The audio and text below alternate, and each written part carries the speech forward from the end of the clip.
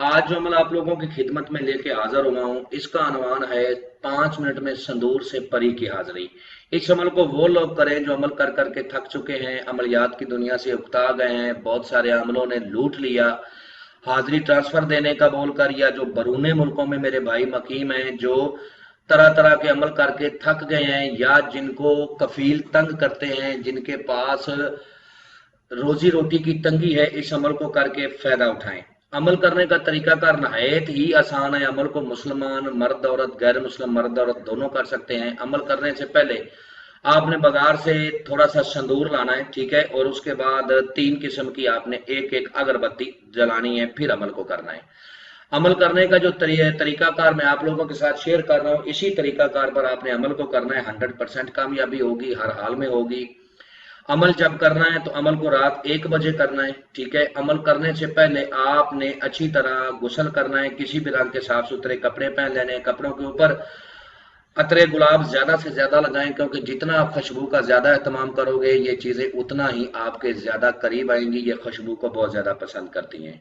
संदूर को आपने अपने सामने रख लेना है और इस मंत्र को विरद करना है। 2 लफ्ज हैं जो आपको स्क्रीन पर नजर आ रहे हैं, लेकिन अमल करने से पहले आपने थोड़ा बहुत सदका जो है ना वो देना है, जितना आपकी जेब इजाजत देती हो। कोई भूखे को खाना खिला दें, या थोड़ा सा जो है ना जितना आपकी जेब इजाजत देती है, गोश्त लेके अपने सर से बाहर के किसी कब्रिस्तान में डाल दें दिन को, या फिर किसी बीमार को मेडिसन ले दें। बहरहाल जितना आपका जेब इजाजत देती है आपने सदका देना है। सदका देने के बाद आपने अमल करना है।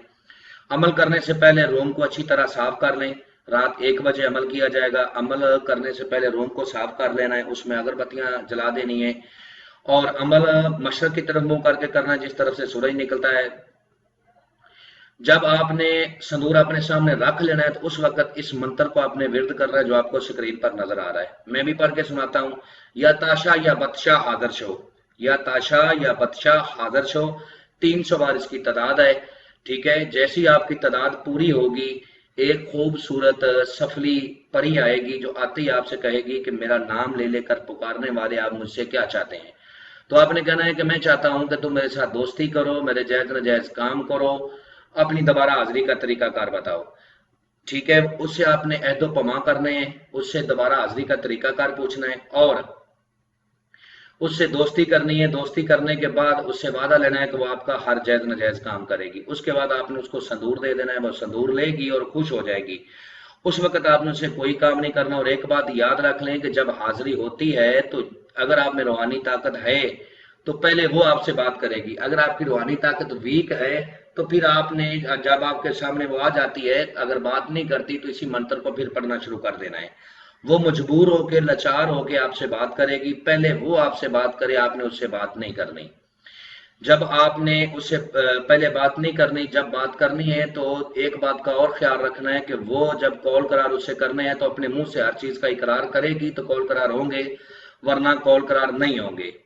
अमीन करता हूं कि आप लोगों को हर बात वजाहत के साथ समझा दी है। अगर फिर भी किसी बात की समझ ना लगी हो तो दिए हुए नंबरात पर व्हाट्सएप पर रब्ता करें, इंशाल्लाह आप लोगों की बेहतर रहनुमाई कर दी जाएगी। मिलते हैं दोस्तों नेक्स्ट वीडियो में। अस्सलाम वालेकुम।